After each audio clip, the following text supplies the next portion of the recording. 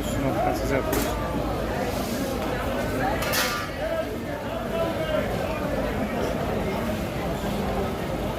मुदस्सिर अब्बासी, अल्लाह पाक आप सबको और हमको सबको रोज़ा रखने की तौफीक अता फरमाए।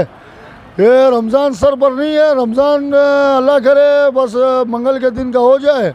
उसके बाद ये खजूरें माशाल्लाह सस्ती हैं, इस साल 500 रुपये किलो है, 550 रुपये किलो है, 600 रुपये किलो है। ये पाकिस्तानी खजूर है पंचगोर की। इसके अलावा ये भी बलूचिस्तान का हमारा रबी खजूर है, बहुत ज़बरदस्त है, 650 रुपये किलो है। ये ईरान ज़ैदान का खजूर है, 560 रुपये किलो है। इसके अलावा बहुत सारा हमारे पास खजूरें हैं माशाल्लाह, धड़ाधड़ ख़रीद रहे हैं। इस मार्केट में चलने की गुंजाइश नहीं है इस टाइम पे, गाड़ी कोई लेके आ जाए तो फंस जाएगा, लिहाजा एहतियात के साथ आए।